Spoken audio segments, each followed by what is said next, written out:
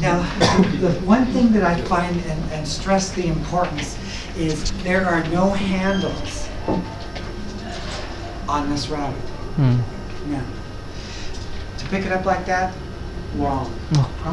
Never. If I were to hit him, a big bruise, blood underneath the skin, the same thing. I pick him up, blood, big bruise, and then all the hair molts. It shifts off and has to come back. And if you pick them up and then kill them, and then butcher them, and then skin them, you'll see all of the bruise and the blood underneath the skin.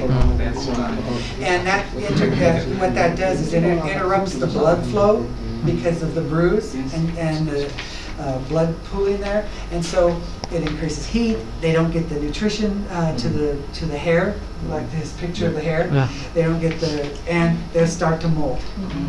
So I never pick them up like that. Now, when I pick them up, I like so, but I want you to look at my hand here. I'm not pulling on the ears. What I'm doing is simply keeping them from going left or right. And what I'm looking here for is toes, teeth. How many teeth does a rabbit have? 4. 4. Huh? In front, 4. Same as people. You're right on, man. This is the next judge here. You are it. 26. Yeah, so Yeah.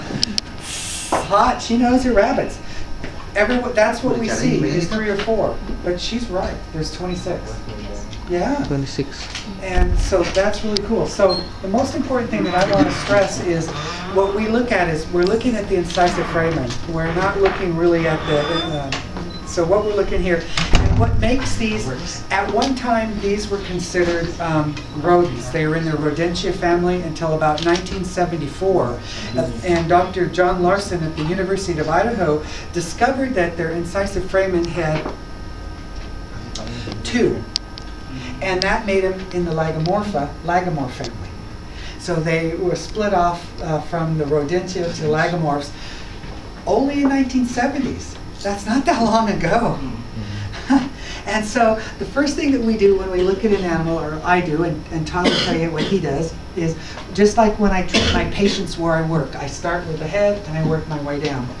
Here I start here and work this way, but the same. What I look for is I don't want to.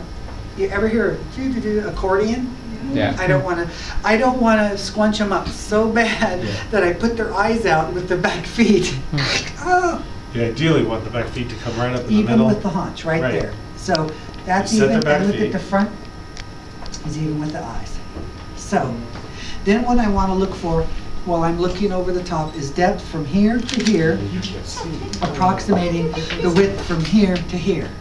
That's the balance. What I'd like to see for this animal is it to be right underneath my finger. I'd like a little bit more depth to approximate the width that it has here. Now, when I bring my hands down, you see how they go in just a little bit right here, and you can put your hands. I can also see the tips of the toes, so they're running a little what's known as caudus vulgaris. They're running a little bit like that rather than straight. And that's going to cause the loin to be a little hollow and the lower part of the hindquarter not to be quite as full.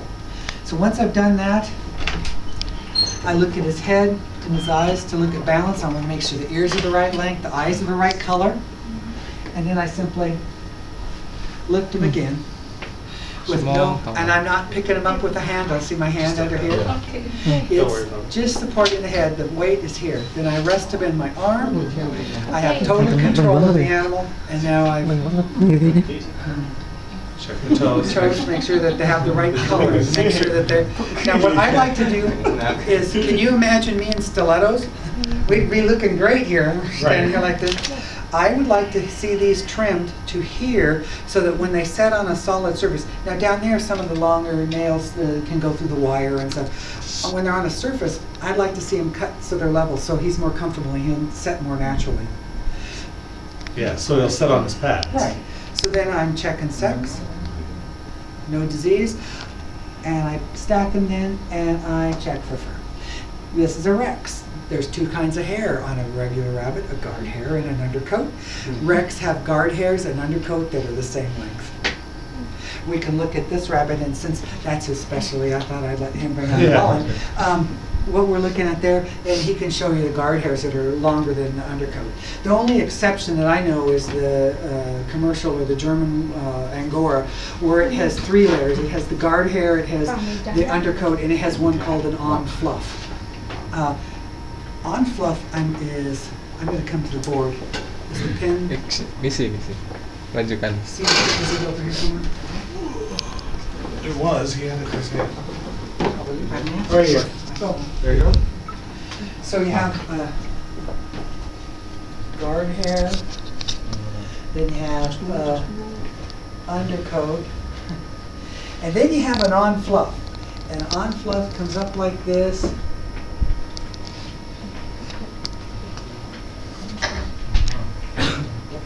It's like they took a thing and flattened it out up here to make it wide. So the on fluff, and it causes more density because it's wider, and it causes the coat to stay together. So if you're using a wool product, it's easier. I'm learning to spin, and so as you're pulling the wool up that's been cleaned, and I'm trying to work it into coming around, I want it to come out of my hands even. So 2 ways that you can do it. One is when the coat is ready to come off, it comes off the skin and the hair looks like this, and where it hooks to the skin it's got a little hook. Or you can simply shear it. Now, and shear it and look. When you naturally, when the coat is naturally comes off and it's plucked, those hooks on the ends of the hair match the hooks on the other one, and you get it even. That's the prime wool, because it all comes off very even and it touches one itself, and when you wear it, it doesn't itch. It's nice and warm because it's interwoven. This one, where it's shorn, it has edges like this, and as you're spinning it together and making the yarn, then you have some of the ends sticking out. That's what causes it to itch, like sheep's wool. It is how you're doing it. This is the Primo wool, and it's about $55 an ounce. You know, so, and you can get about 8 ounces, 6 to 8 ounces on a big animal in a year. That's a lot of wool. I mean, that's a lot of money too. However, it felts and mats, particularly here, back here where my finger's wiggling, that it mats and felts, and in the front part here, it starts to felt because it creases together. And when that happens, it's kind of painful because they go to stretch and the hairs are really tight, and they can't stretch and they'll starve to death. They'll sit in a corner and starve. The other thing with the wool is the floating mats and how to groom them. If you have a big fluffy Angora, the first thing you would all think is get a brush and start brushing out.